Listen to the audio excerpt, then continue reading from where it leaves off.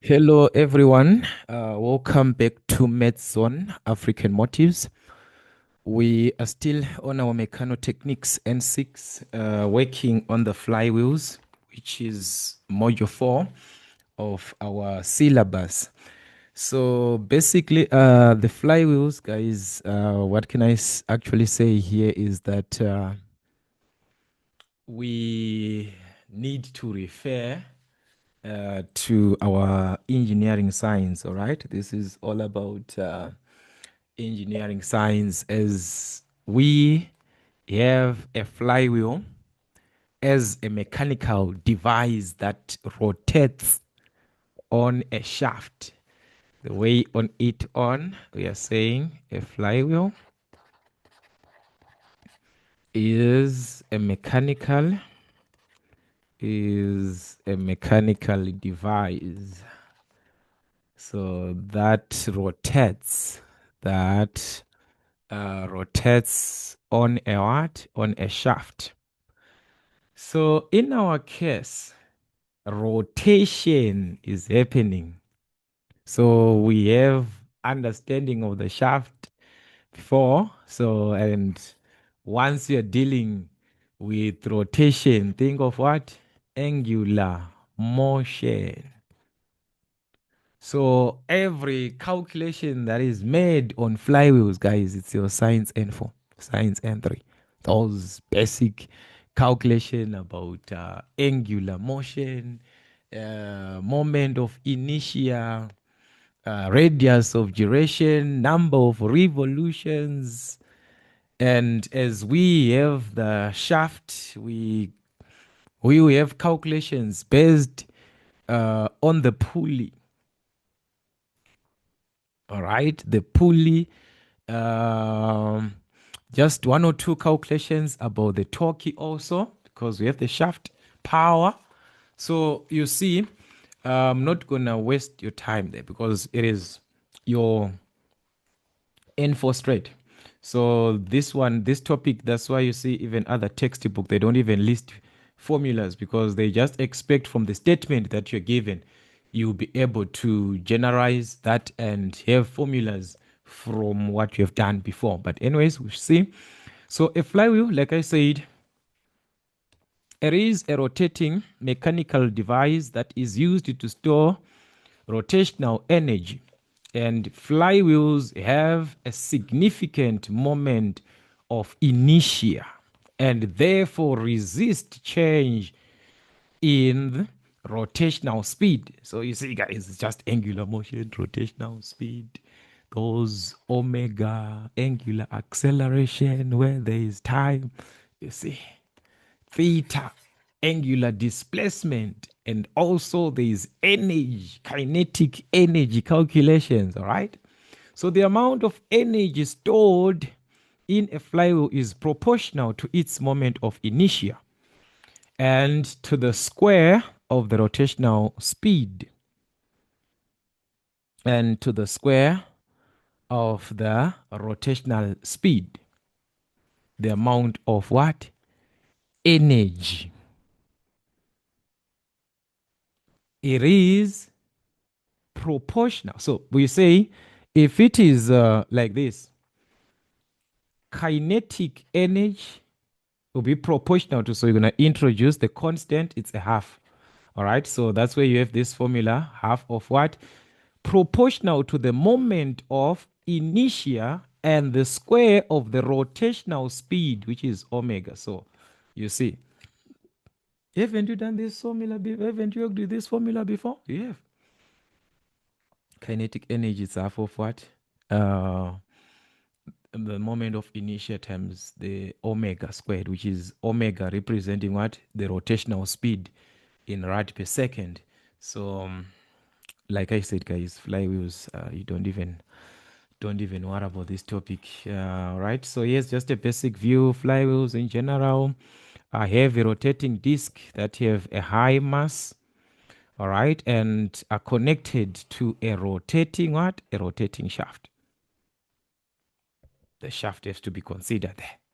And flywheels are typically made of steel and rotate on conventional bearings These are general limited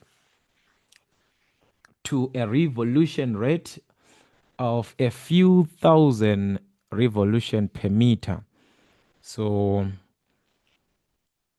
that's what we have. They are generally limited to a revolution rate, and that's a few thousand revolution per minute that you're going to have. So go through that. All right. And the other part that you need, which is important, that it is designed to have a high mass moment of what? Of inertia. And this is used to oppose speed fluctuations and store excess what? Excess energy. So the moment of inertia depends on the mass of the object as well as the radius of what? Radius of gyration. Remember, moment of inertia depends on the mass and radius of what?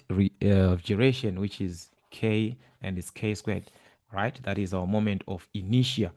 We're gonna have this later on, where we'll be referring to the reduction gearboxes, all right, where you'll be having a drum, this and that, and where you are to calculate that moment of inertia, where you have a drum that will be raising a certain mass. You can just have it as mr squared, because the radius of the drum will be representing the radius of what? Of gyration. So that is the condition that you'll be having there. Since the radius of gyration is the distance from the center of the mass to the axis of rotation. So where the center of the mass to the axis of rotation on a drum, it is the radius of the drum. That's why you take your radius of gyration as what? As r. That is the major case, all right? So this is when you are to deal with reduction gearboxes. But that is the case that they're explaining there. The feather mass is from the axis of rotation, and the heavier the mass is, the higher the mass moment of what? Inertia. All right, the more mass that you have there, exactly, because this is directly proportional. So if you increase the mass, you're increasing moment of inertia. That is the case of what is happening. Increases this one. So that is what you're gonna have, and you just need the basics here. This is the idea. We talked about this radius of gyration, a rimmed wheel. All right. So I just want you also to go through that, understand layout of a rimmed flywheel. All right, which is the major parts, which is the shaft and the hub, the rim, and the spoke, or what? Or the arm. So those are the basic components, all right, in case that they want you to list these components. But basically, it will be on calculations, but you need to know this theory and the typical uses of a flywheel as well. Go through, and each and every part, it is used for smoothing the power output of an energy source. It is used in storing energy, delivering energy rates beyond the ability of the energy source, controlling the orientation of mechanical system, providing mass for rotational inertia to keep the engine in motion, providing a means to start the engine. All right, so just go through that one, those, and that's the major case, and the ways that the flywheel capacity, the ways to change a flywheel's capacity, the ways that we can use to change to store energy. We can do that by changing its mass or changing its rotational speed. So those are the major cases that you have when we are dealing with what? Flywheels. So like I said, some textbooks, they don't even give you formulas, but I have got this one that I want you to use for your calculations for the flywheel. So I want you to go through each and every formula, because our next class we shall be focusing now on the on these formulas application. So we have moment of inertia, the general equation for the moment of inertia, it's mk squared, where k is the radius of what? Gyration. But when we have a solid shaft, then we shall use the r there representing the radius of gyration. It will be capital letter R for a solid one. All right. For a hollow section, you'll be using r squared plus r squared. Remember the hollow section that will be having two radius, the outer and the inner one. So you consider the two. Remember I said radius of gyration, guys, can be represented with what? With radius. So this is the condition. Otherwise, so it's supposed to be k squared plus k squared.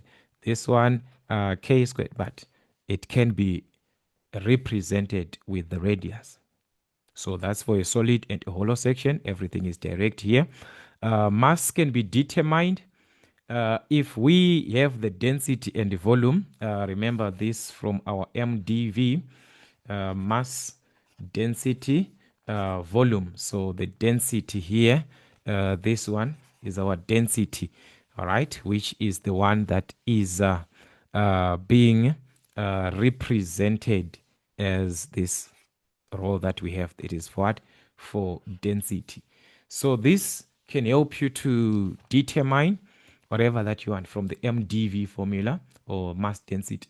So here it is mass. If I want mass, I multiply density and what? Volume. If I want density, I'm going to use mass over volume. If I want volume, I'm going to use mass over density. So you just play around with that one. And on a condition that you are having, let's say we consider that there is the width. All right, there is a width which is there. Volume, remember volume, it's base area times height. Base area times height. So the base area, it is just given as A. So at the end, volume will be area representing the base area. And the height, it will be the width. The height is of the section from one section to another. So it represents the width. So you might find some cases where volume is represented as area times W, W being the width. It is the same as the height from one part to another, the way that we used before. So this here can be used in place of what? In place of the volume now. In place of the volume, we can substitute area times width in place of the volume. So that's ending up with this formula that we are having here to say the same can be written as density times area times the width. Still, we are talking about the mass because volume, it's area times what? Times the width. So that is it. And the radius of duration, guys, is just making it the subject of the formula here. That is what we have. Remember, we said I is equal to mk squared. So divide by m, divide by m. So you want k, so k is going to be square root to get rid of that square. So it will be square root of I over what? Over m. So you see, guys, it's just playing around from the first formula that you have there. All right, so this is it. And as we can see, this is our sines, and for everything, nothing has changed here.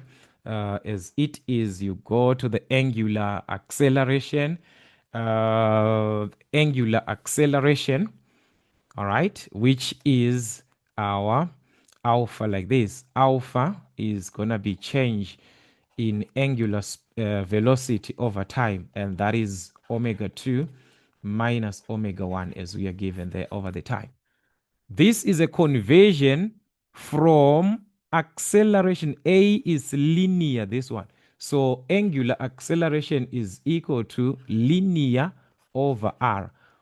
Same, if I want this linear acceleration as a linear, I just cross multiply this. So it's going to be angular acceleration times what? Times the radius. So if I use the radius to multiply it to the angular acceleration, I'm converting to linear. I'm having linear velocity. If I take the linear acceleration divided by the radius, what is that I'm obtaining? Angular acceleration. I will obtain angular. It's a conversion that is happening here. All right. So alpha is equal to a over r, or this one change in velocity over time. Then the linear velocity, just like angular velocity, a for linear, it will be just like what we had, but we are using linear velocity this time. V2 minus V1 over T. These are linear values. There we had what? Angular. You are dealing with angular, you use angular. So this one is our science. Everything here, pulley 2 times r, the time, omega over a, the pulley radius is called r. The kinetic energy, we talked about this, and where we have omega 1 and omega 2, we shall find the difference. So I think the best will be explaining these formulas where we've got questions that are applicable to any one of these. You see, potential energy also can be determined. The displacement S can be determined. All right. The linear velocity can be determined. It's a conversion again. This one between angular. So it's just like, in actual sense, anything under angular motion, when you multiply it by radius, you obtain linear, just like A is equal to alpha times R. Angular times radius, whatever that you get will be under linear. So this is a conversion to linear velocity from where? From the angular velocity. You just have to multiply by radius. So in the same sense, omega is equal to what? Divide by r, so it's v over r, which is linear velocity over radius. We are changing to angular velocity from linear. This is just a conversion.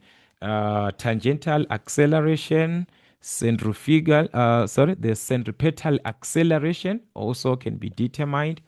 The angle, theta, can be determined. Average angular acceleration, the friction torque, the power. So power, as we know, this formula 2 pi nt over 60. All right. Or we can use kinetic energy times operations per second. Operations per second. If you use that one, you're going to obtain the power. So it's any one of the two formulas that we have there. So I want you to go through that. All right. Go through each and every part. Each and every part. All right. Let me try to reduce here. This one is... It has taken some of my information. All right, let me see. All right. This one is taking my information at the end. No problem. So that is the case here. This is the loss in kinetic energy. All right, rotational speed, guys. This one is simply taken from omega. Remember, omega is 2 pi n over 60. You are used to that. So now if you want to calculate n, simply make n the subject. So that's why I was saying on this topic, guys, it is nothing but your n4. You're just playing with formulas, making the subject, you see. That is our rotational speed here, percentage error. Mass moment of inertia of a compound system. You add the total mass of the whole system times what? The radius of gyration. So you must have the total mass. The percentage error in mass, moment of inertia, if only the rim is considered. Only the rim is considered. This is percentage error. All right. Then we've got the coefficient of speed, the mean speed. All right. So mean speed take note, it's just n, so it's from maximum and minimum. You add them, divide by 2. As we do know, guys, mean simply means what? Average. So you see, guys, for this one, like I said, it is your science. So what we'll do is to work with questions. We try to relate to the formulas that we have, and just try to memorize, just try to understand. But a lot of these formulas, you have been working with them, so it is just one or two adjustments that can be done while least you're doing your calculations. But you can see that it's only one or two formulas that you can say this one maybe you were not knowing it, but you have been having these formulas since your N4. It's only that maybe somehow you might just not consider them, but now they are to be considered. All right, that is the only case that we are having here. So what you're going to do, like I said, is to work on typical questions. That will be our next class. So make sure that you become part of the family so that you do not miss any of the classes that we are going to have from now onwards.